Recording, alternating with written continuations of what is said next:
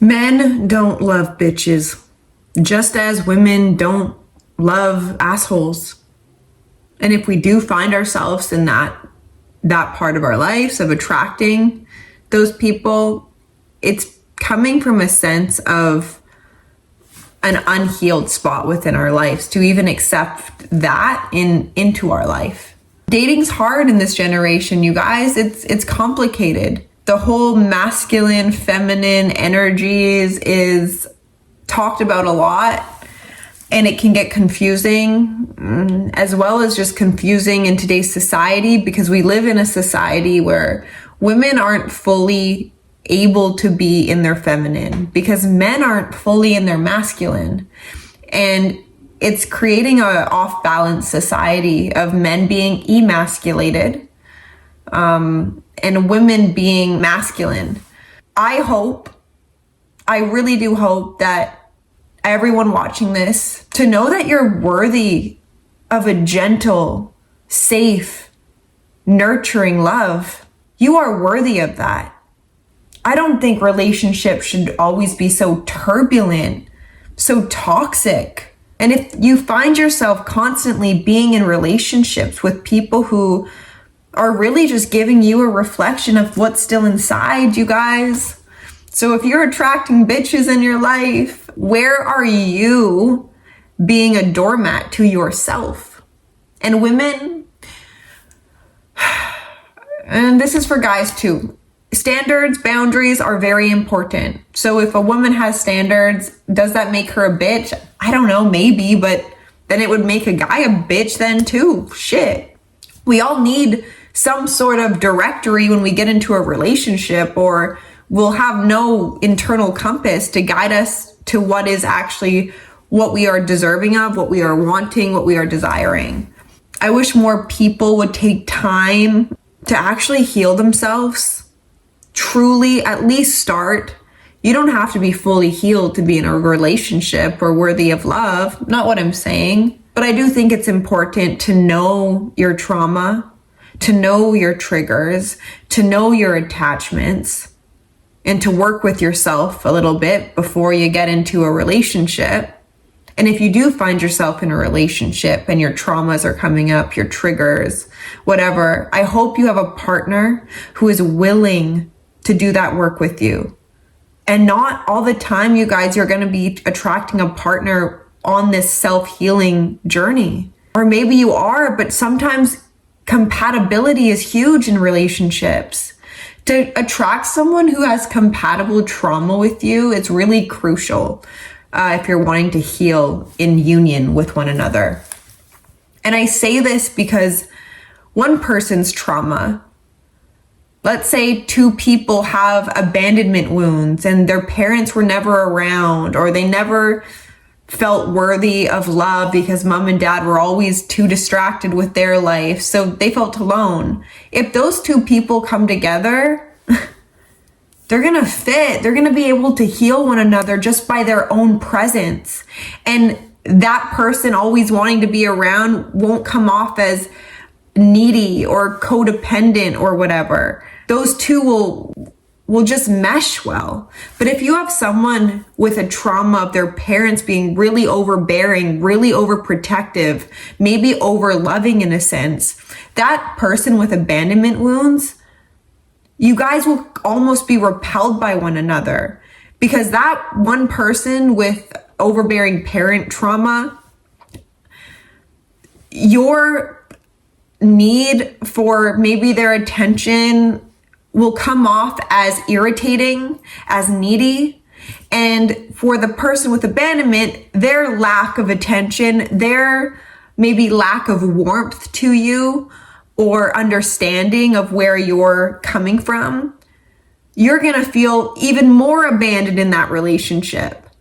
So I think it's really crucial, you guys, to find out your partner's trauma early on in the relationship, instead of, you know the saying, the more you fuck around, the more you find out. So maybe find out before you fuck around, if you know what I mean. Men actually don't love bitches, but women don't actually like assholes either, guys, okay? We don't.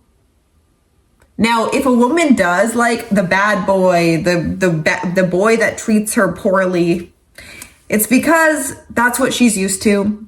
Maybe that's what you're used to. Maybe you had a bitchy mom, so when a bitch comes into your life, it feels normal because that's what you felt worthy of as a child. You're not worthy of that. Men and women, you're worthy of a partner who can accept you first and foremost for who you are, okay? And if they can't accept you, that's also okay. We all have free will in this life to choose who we want to be in a partnership with and who also doesn't want to be in a partnership with us. I think it's really important though, you guys, to take some time if you're single right now, to truly figure out yourself.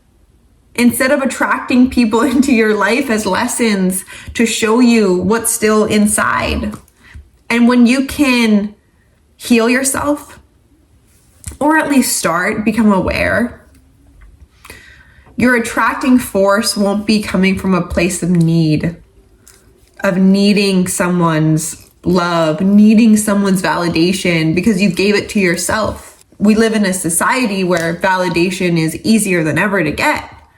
All you got to do is download a dating app and people will swipe right and you'll feel validated because look at all these people that want to go on a date with me. Or post your ass on Instagram, post an ab picture on Instagram. Oh, look at all these people wanting to date me, go out with me. And that's so shallow. Dating these days is very shallow, you guys. Because most people's attracting force is coming from a place of unworthiness, not being able to validate themselves, almost energetic manipulation of if I put myself online and I show myself in a certain way, then I can get people to like me. And then when we actually learn about a person, maybe their trauma, maybe their triggers, then we get shocked as hell because you're not this perfect person that your caption said on your dating app. What? You're not this character on Instagram? What? And then we get shocked that people are humans and that people have human emotions. I guess what I'm getting at, you guys, in today's video is please know what you're deserving of. And you're not deserving of toxicity. You're not deserving of a woman in your life that treats you like shit. And women, you're not worthy of a man who treats you poorly. People want people in their lives. Being in a relationship, we want someone that makes us feel safe. But we may not feel safe within safety. And this comes from a deep-rooted trauma in childhood. If we never grew up in a safe household, we'll attract toxic love because that's what our parents showed us what love was. And it's not the case. We were lied to as children. Love should not be this uphill battle. Now, yes, there's going to be challenges always that comes up in relationships. Find someone who's willing to do that work with you. Find someone with compatible trauma. Get to know people before you sleep with them, you guys. We're not aware of our sexual energy and how to be enmeshed within another's can cause a lot more disturbance than short-term satisfaction. It's never worth it. And yeah, I guess what I'm getting at is please be kind to people, okay? Please be kind to yourself so you can then be kind to people. If you are expecting a lot out of, let's say, men or women, I really hope you have high expectations on yourself as well. An example of this is, I want to be in my feminine. I don't want to be masculine in a relationship. I'm a woman. I'm not going to try to be a man. And to the right person, that's going to be a gift to a man. Because a lot of women nowadays, they don't know how to be women and they don't feel safe doing that. I'm practicing it right here, right now by myself. I'm mothering myself. So I can then attract a great partner. So then we can raise these great little beings in the future. I'm so excited to raise. But that comes from me giving myself that love. So my attracting force is love. You can learn the lessons on your own instead of getting reflections from other people. Firstly, you'll save a lot of time. You will have better directions navigating other people as well as yourself. So, I also just want, before I end today's video, you guys, please stop talking poorly about your exes. Stop that habit. It's not a healthy one either. Because at the end of the day, you guys, we attract people into our lives for very specific reasons, very specific lessons. So by you constantly putting a person down that you've attracted into your life, and I know maybe these people hurt you or did not treat you good, once you learn the lesson that that person was meant to teach you, and I'm not saying you have to do this, but for me, it's been crucial to truly send out all my ex-partners love in a very specific way of gratitude for bringing me to this point in my life now of self-healing and self-love and knowing what I'm wanting out of a relationship. It's really special when you can get to a point in your life where you can do that. And accepting what happened, and that not making you into a guarded person, a person that needs to have her or his guards up because they've been hurt in the past. No, because then you're blocking yourself from love, you guys, when you do that. Make peace with the past. Forgive the people who have hurt you, and try your best to send them gratitude. Because what you put out, you will get back in return tenfold, you guys. Please know when I say this, you are deserving of the highest form of love.